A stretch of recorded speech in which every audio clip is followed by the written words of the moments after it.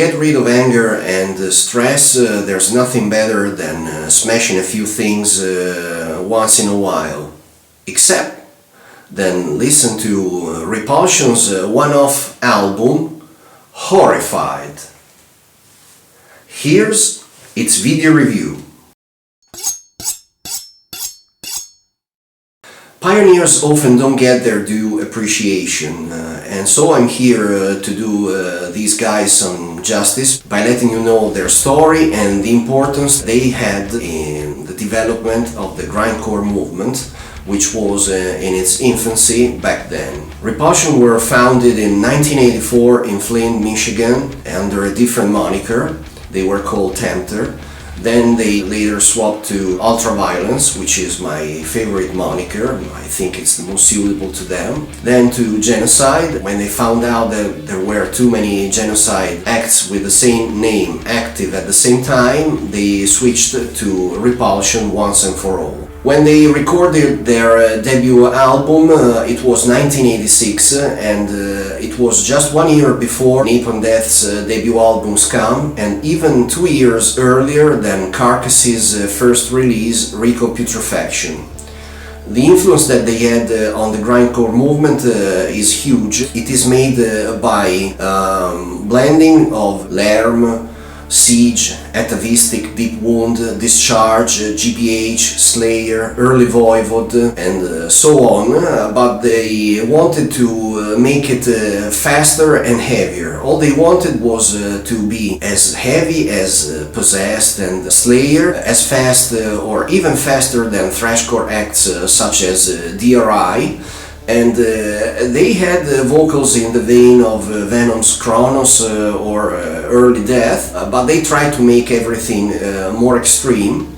They also wanted to have gorier and more splatter lyrics than any other band around that year. So what happened was that first they recorded a 6-track demo in guitarist Matt Olivo's bedroom. Then they recruited drummer Dave Grave Hollingshead. Then they recorded a 12-track demo, The Stench of Burning Death. And finally, when they switched to Repulsion, they recorded an 18-track with an investment of $300. Unfortunately, they split up before long, since no label was interested or had the guts to release such an extreme album. Remember that at that time Metallica, Slayer, Hellhammer and Venom were state-of-the-art as to sellable heavy music. Before recording the album, Repulsion even tried to merge with Florida's Death, so they went to Orlando and recorded some tapes with Chuck Schuldiner covering Celtic Frost and Black Sabbath. But in the end, it didn't work. Chuck went to a more technical side, Repulsion went to a more primitive side. So when they went back to Michigan, they were frustrated and they found a new drummer, Dave Hollingshead. He was a punk drummer and they asked him to play faster and heavier than any other punk band he was in before, and it did work.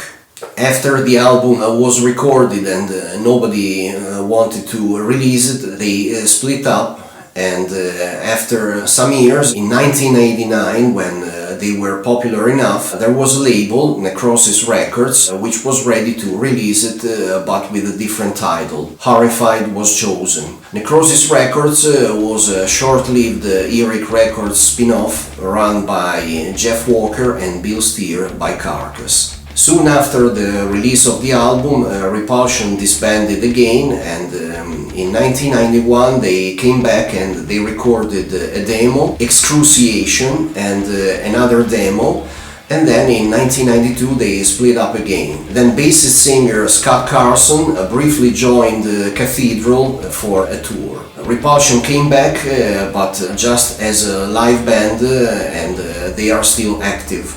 Now to the package. The item in my hands is re-released, which occurred in 2003 by Relapse Records. It's a double CD with a 16-page booklet. The first CD contains the album Horrified, the second contains a lot of rarities. We've got Genocide era demo tape, then we have some live tracks from the Genocide period, then we find the Excruciation demo and another demo. So this is a must for all collectors, because you can find everything that Repulsion recorded in their career, even the songs that they are not satisfied with. As for the visual aspect, we can observe that the booklet contains everything from the very early days of the band, photos and posters of their legendary lives, even some newspaper articles. It is all made in a smart, consistent and eye-pleasant way. Congratulations on the person who dealt with the graphic side. The front cover of Horrified is similar to the front cover artwork of Japanese speed metal masters Tank. The album that they released in 1987 was titled Under the Sun. But actually the idea for the decomposed head of a zombie was not the original one. That was what the label wanted. Repulsion sent a drawing by bassist singer Scott Carson himself, where there was a burned up kid's face that was rearranged from a comic book, Twisted Tales. In origin, the burned up kid came back on Halloween and went trick-or-treating. Now, as to the booklet, let me remind you, for instance, that page 2 and page 3 contain some vintage photos of the 4 members that recorded the album. They are playing their instruments separately, along with an intriguing biography by Laurent Remadier, a main editor of Snake Pit magazine.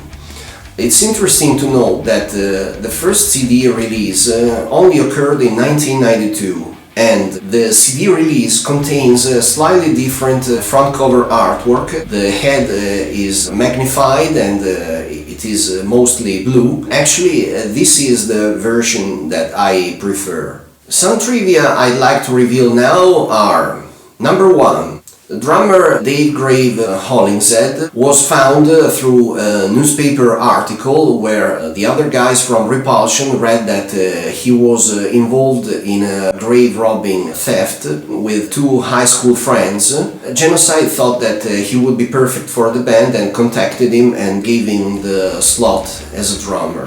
He has been given the nickname Grave since then. Now, this punk drummer, Dave Hollingshead, was involved in the robbing of a skull of a woman named Helga. Now, things seem to go from bad to worse when he found out that one of the county's prosecutors' mother or grandmother's name was Helga. In the end, he got off with a slap on the wrist. Number 2, bassist singer Scott Carson received praise letters from Morbid Angel's Trey Azatoth and 13-year-old Shane Embury long before he would join Napalm Death. Number 3, Repulsion have always refused to make a second album because they are convinced that they will not be able to catch up the magic of the early days again. However, in recent times, Scott Carson said that he's been able to write good songs again, so there is a high possibility that there will be a new release by Repulsion, but it will be a shorter one. Number 4, drummer Dave Grave Hollingshead performs all his blast beats on this album with a single bass drum kit. He has always called them chip blasts. Mind you, at the time of the recording, Dave owned 2 kick drums, but the thing is that the other members of Repulsion didn't want any double bass stuff in their songs. All they wanted was to sound punk, hardcore, but not metal, so they used the second kick drum as a coffee bar to sip drinks on. Number 5, Repulsion opened up for Slayer on the name of Ultraviolence at the Ukrainian Hall on the 20th of November of 1984. Number 6, in May 1990, ex-bassist singer from Carnivore Peter Steele started a short-lived band called Repulsion, and Monty Connor, former vice president and A&R for Roadrunner Records, wanted to buy the name from the Michigan band.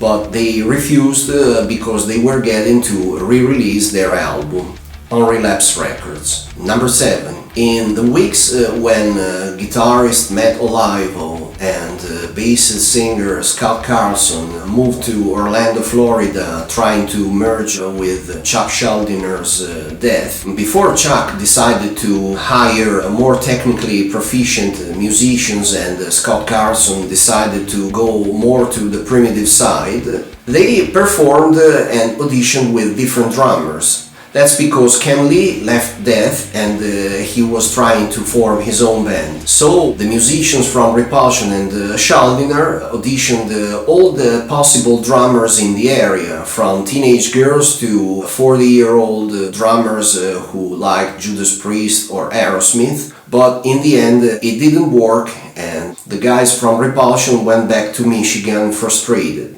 unaware that only 6 or 7 months later the death metal scene in Florida would be born and would be so flourishing in the near city of Tampa. Number 8.